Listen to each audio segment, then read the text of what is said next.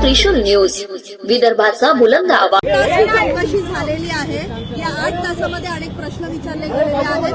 किती प्रश्नांचा नेमके तुम्ही काय नेमकं उत्तर दिले? खरं तर जेव्हा जेव्हा चौकशीला बोलवलं त्यावेळेस आम्ही उपस्थित राहिलेलो आहे. या अगोदर अनेक बातम्यांचा विपर्यास केला गेलेला आहे, चुकीच्या बातम्या पसरवल्यात, ते मला आवर्जून सांगायचंय. ज्यावेळेस मला आणि माझ्या फॅमिलीला बोलवलं गेलं, अगदी किंबहुना शिर्डी पोलीस स्टेशनमध्ये माझी बहीण आणि पुतण्या आम्ही सोशल मीडियाच्या माध्यमातून बातमी पाहिली आणि नोटीस मिळण्यापूर्वी 3 दिवस अगोदर गेलो होतो आणि पूर्णपणे सहकार्य आम्ही या तपास यंत्रणेला केलेलं आहे.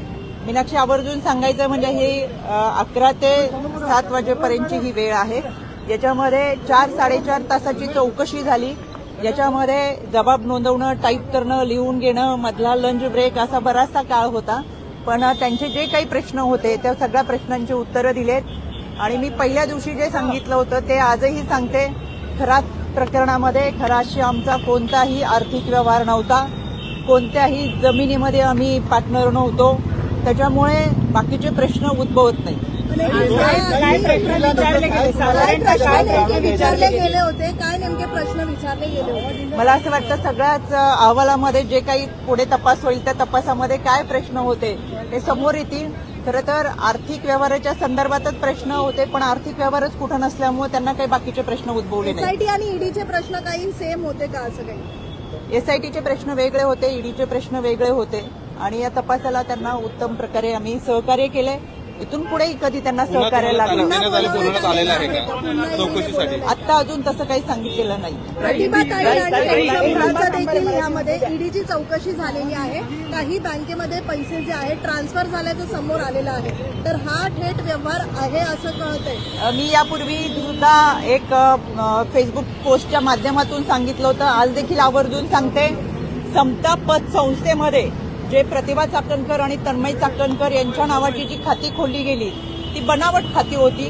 त्यामध्ये ही दोघं कधीही समता पतसंस्थेत गेली नव्हती. त्यांना समता पतसंस्था कोठे आहे हे सुद्धा माहीत नाही. त्याच्यामध्ये त्याचा ओटीपी हा खरातकडे जात होता.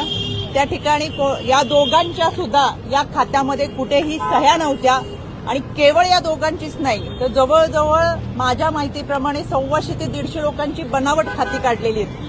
ज्या व्यक्तीला घरातून चालता सुद्धा येत नाही अशा लोकांची सुद्धा बनावट खाती ही समता पतसंस्था आणि अजून एक पतसंस्था आहे त्याच्यामध्ये काढलेली आहेत. त्याच्यामुळे ही जी खाती आहेत ती खोटी आहेत. आमचा कोणताही आर्थिक व्यवहार हा खराशी संबंधित नाही आणि कोणताही जमिनीचा व्यवहार.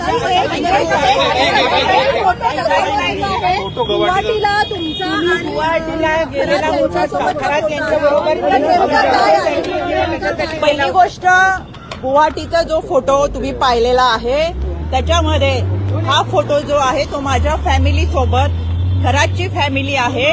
दुसरी माझ्या कुटुंबाने कधीही दर्शन केलेलं नव्हतं आणि त्यावेळेचा आमचा भाव असा होता की आपल्याला आपल्या गुरुबरोबर जर दर्शन करता आलं तो आध्यात्मिक भाव म्हणून आम्ही स्वतंत्र पुण्यावरून प्रवास करून गेलो होतो आणि तिथं सोबत आम्ही दर्शन घेतलं होतं. त्याच्यानंतरचा त्यांचा प्रवास त्यांच्या लोकांसमवेत होता. खरात अनेक लोकांबरोबर त्याच्या कुटुंबाबरोबर तिथे आलेला होता. त्याच्यामुळे आपण दर्शनाला अनेक ठिकाणी जातो, तो एक आध्यात्मिक भाव होता. 17 तारखेला अरेस्ट केल्यानंतर लक्षात आलं की तो आरोपी आहे. तोपर्यंत खरं तर आपण पाहताय अनेक क्षेत्रातील अनेक मान्यवर हे त्याला गुरु मानत होते, दर्शनासाठी जात होते. तीच आमची भावना होती आणि एक प्रामाणिक श्रद्धा आम्ही ठेवली होती.